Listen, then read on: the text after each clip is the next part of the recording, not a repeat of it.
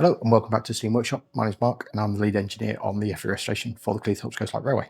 And here is what I've been up to this week. So down here beneath where the smoke box is going to live across here. So beneath the smoke box, I have located where the lubricator needs to live because I need to make a new bracket to hold this in place. So the bit of plywood you got underneath at the moment is just to hold it, so I could measure up for my new bracket to hold the lubricator. It's very, very close. I've had to trim down the brass piece on the end of the drain cocks. And I've also had to trim this little handle down because there just wasn't enough room left to fit this in between the frames. So at the end of last week, the exhaust manifold was done with the blast nozzle modifications. Now the steam delivery system is now done. And this is the fitting that comes up inside the smoke box and joins into the regulator manifold. And I will show you that in a little while, after I've shown you the boiler. Here we have Effie's boiler. It is currently upside down because on the front end here, I have chopped off the old smoke box saddle. So in preparation of the new one being made, that has been removed and the material has been cleaned up and a little bit of a repair weld to the bottom of the smoke box.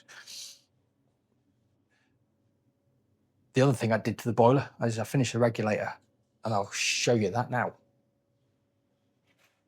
Now, before I pulled the boiler off earlier today, I just did a quick video just showing the operation of the regulator.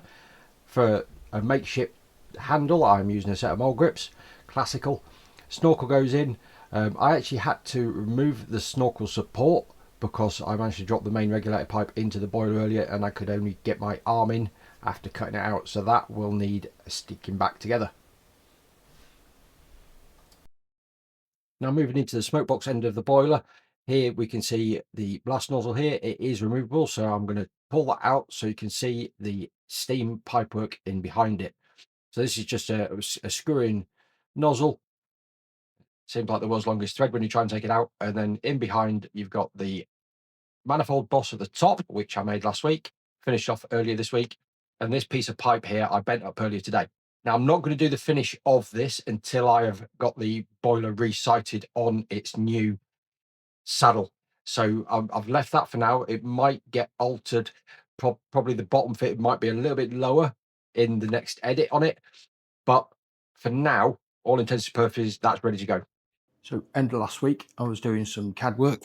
And here I've gone back to using a bit of wood to do a quick dry run on the guide irons. Turns out I'd made them 1/2 inch too long. But yeah, that's going to work nicely. And the front one, I've moved the front one to the outside of the frames. That was mounted inside of the frames previously. It's now mounted externally. Gives me more room for my drain cocks and my lubricator. So whilst I've been designing up new components for new bracketry, I thought I'd see what else wanted some new metal.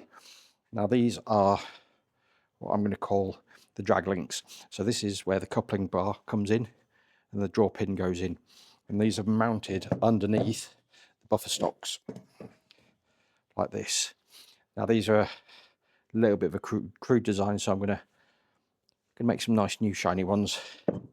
Probably not shiny, but nice new ones to replace those underneath, just to tidy it all up. So quite a sporadic week this week. Been pinging a lot, going just trying to tackle as many jobs as I can because I want to get the metal work sorted out because I need to do an order. Might as well try and get as many bits on there as possible. So been attacking everything and brain's been going mental. Done lots of drawing in my colouring book, and yeah, it's coming along. But yeah, as always, thank you very much for watching, and I'll catch you next time.